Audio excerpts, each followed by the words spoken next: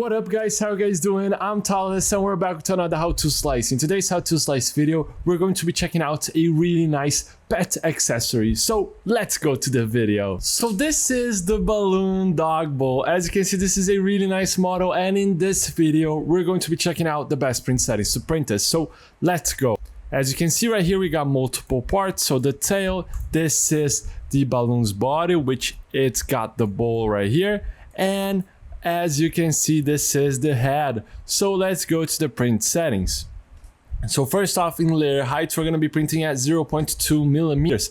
By printing at 0.2 millimeters, the standard, we're going to get a good balance between time of print and quality. This way, we're going to get a really nice end result.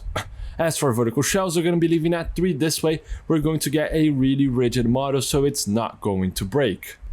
As for infill, we're going to be increasing to 10% and fill density with a gyroid and fill pattern. This way, we're going to get a really dense model. As for skirt and brim, let's analyze. So brim is a really nice feature to increase the surface of contact to the build plate.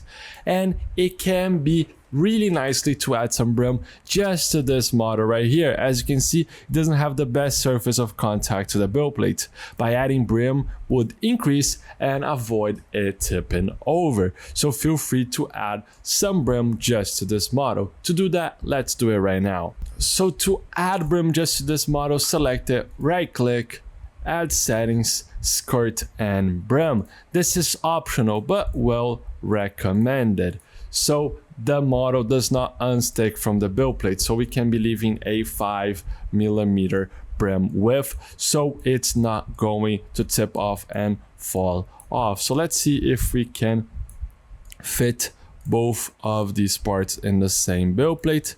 I do not think we can. It's going to be really tightly right here. I'm going to try to arrange it, but I don't think we'll be able to. Sometimes it's better to print in different build plates. We're just going to be putting this model right here on the build plate so we can take a look at how it's going to look our brim. So this way we have added some brim just to this model, and the other models do not have any brim. This is quite nice.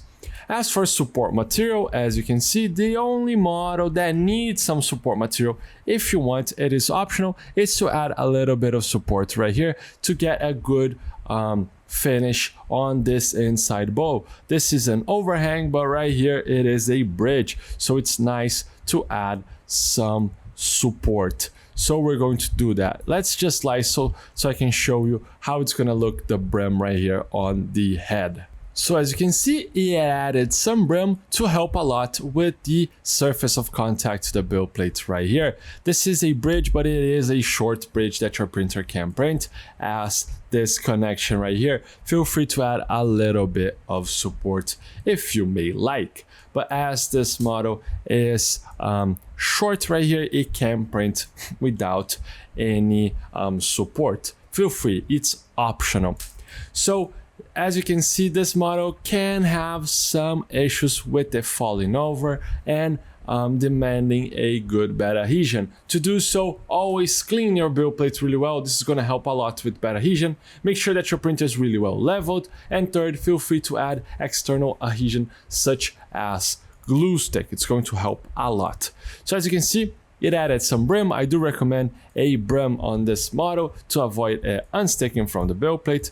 Now let's take a look and paint some support in this big part right here. As you can see, we're going to be adding a little bit of paint on support just to guarantee right here in the middle that we have a really good right here, as you can see.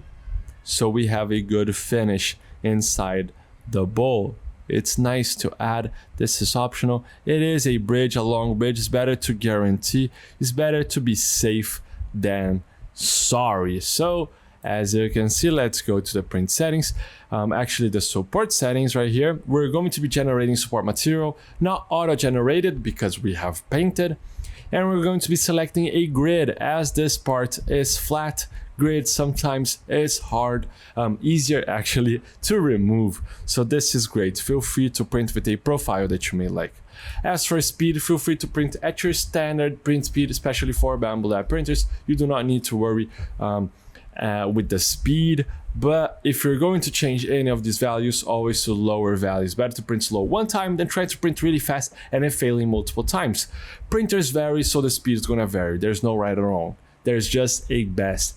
Print slower to guarantee a good quality print. Right here, I have reduced from 30 millimeters to 20 millimeters a second on the first layer. That helps a lot. So now let's just slice this model right here.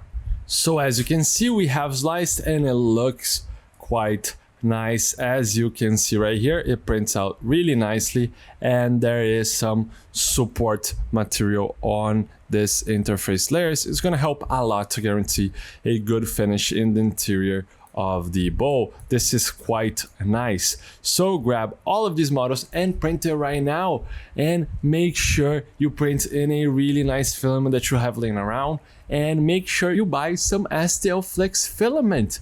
It's fantastic. It looks fantastic, and there is some discounts for subscribers, so make sure you check it out right now. So the model is ready to print. Make sure you check out stlflix.com for more models like this one, and I'll see you in another one. I hope you guys enjoy it. Those slicing videos are an initiative from STL Academy, which is the educational project from STL Flix. So if you guys want to learn more about 3D printing, you could check our description and look at STL Academy courses. And don't forget, see you guys at the next slicing.